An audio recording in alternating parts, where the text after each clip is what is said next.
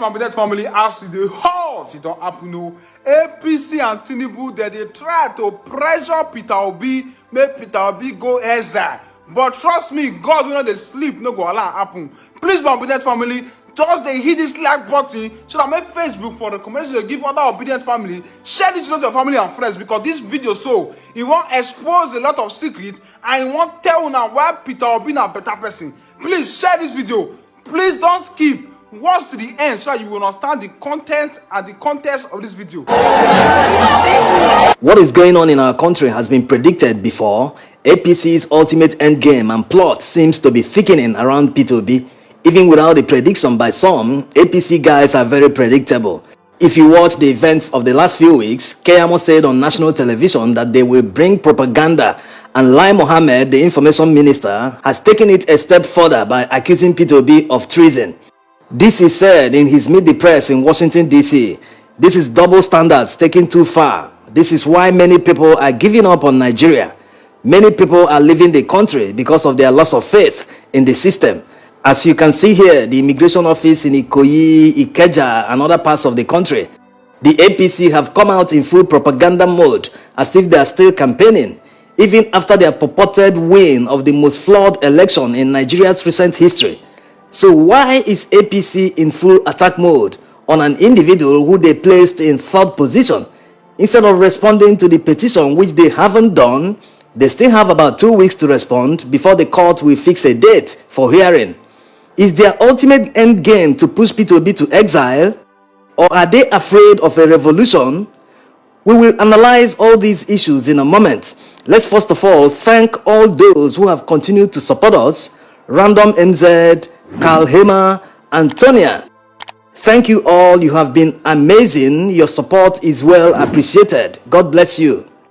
Yes, there's no doubt that the APC is in full propaganda mode.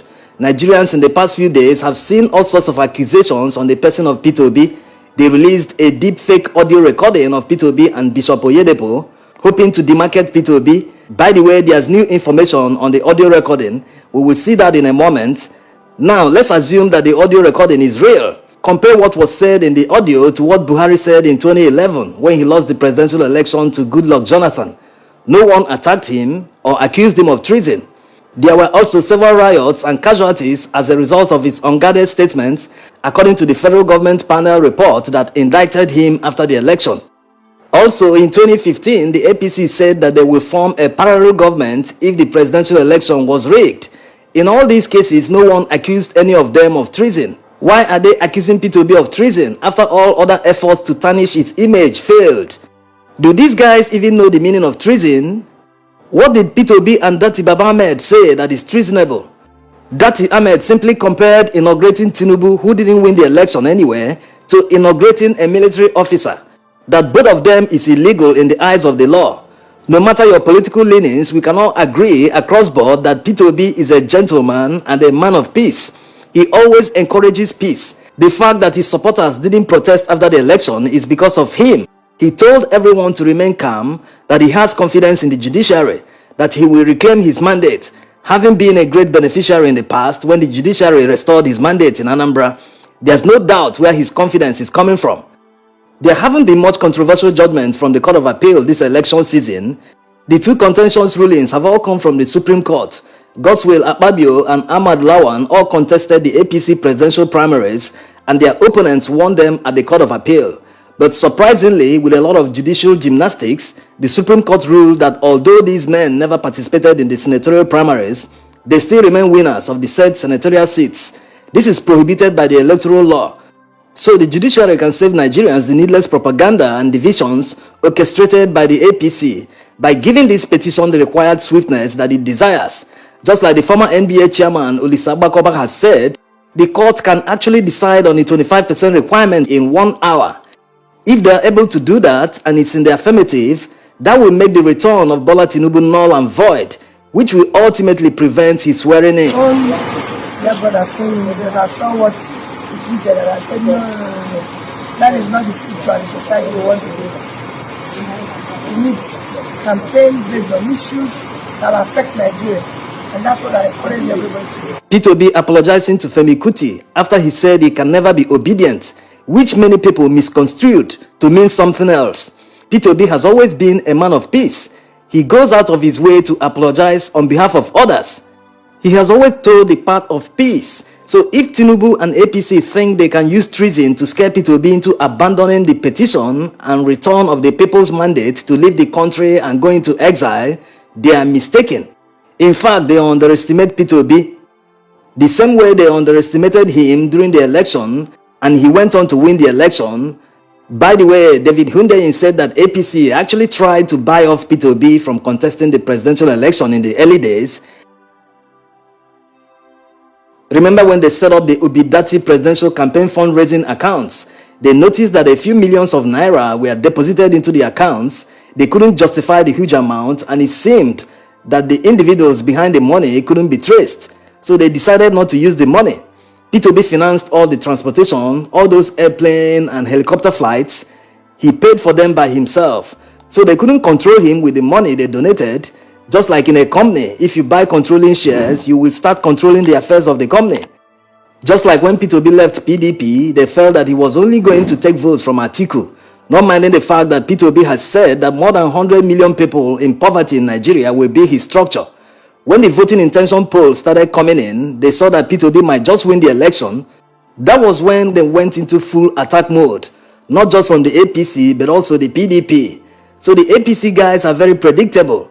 If you observe their modus operandi, you can accurately predict what they will do next. With all that is going on, it seems they are pushing for a rerun in the court because they know they can't prove how they won the election.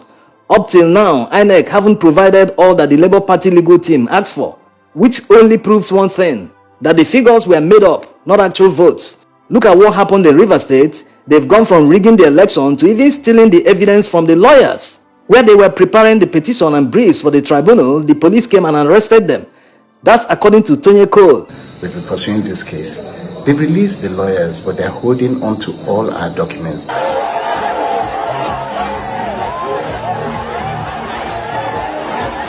APC are hoping that the court will not declare Peter Obi the winner, that instead the court will order a new election. Based on that, they've already started campaigning before the court rules. Yes, it looks like it's their ultimate end game, because it's bizarre that someone that they placed in third position, according to them, he has less chances of winning in court, but they can't stop talking about him. They are demarketing him so that if there's a new election, less people will vote for him. Like already said in the other video, it will be very expensive to conduct a new election in Nigeria when a winner can be determined, because there's no guarantee that the new election will be free and fair. In fact, they will do worse than what they did the last time. They will deploy the strategies they used in Lagos during the Guba elections. The strategy will be to stop the opponent from getting a result in his strongholds. They will use thugs to disrupt the election. They will deploy all means to make sure elections don't hold in strongholds of the opposition. With the voter suppression, the opposition will not have evidence to present in court. Because there wasn't an election, you can't have results. The saving grace for Peter Obi and Labour Party is that they have physical copies of polling unit results. Never mind the fact that it wasn't uploaded on an election day. So the court should look at the evidence and save Nigeria further crisis by awarding the election to the rightful winner. APC have pushed the propaganda to religion. What hypocrites! This is coming from a party that ran the election under a Muslim ticket.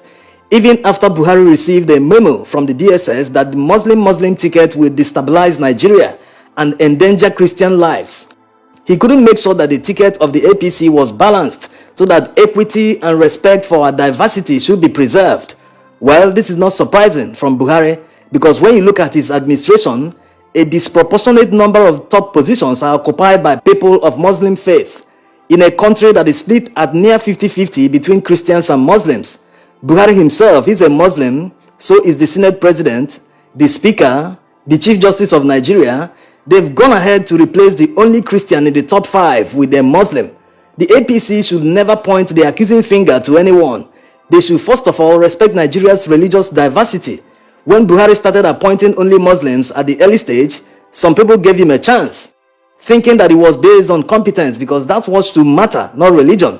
But Nigerians have seen that it wasn't based on competence because all of them have failed Nigerians, all the appointees. It was based on religious solidarity. Are they saying that there's no competent Christian in Nigeria? They will create division and turn around and accuse others of creating division. There are many heads of departments that have Muslims all along. No Christian has ever headed these departments, and Hausa is spoken in many of them, even when their office is in the south, where Hausa is not spoken. Yes, Hausa is one of the official languages in Nigeria, but when nearly every worker in a government office in the south all speak Hausa, that's already creating a division in a multi-ethnic and multilingual country like Nigeria.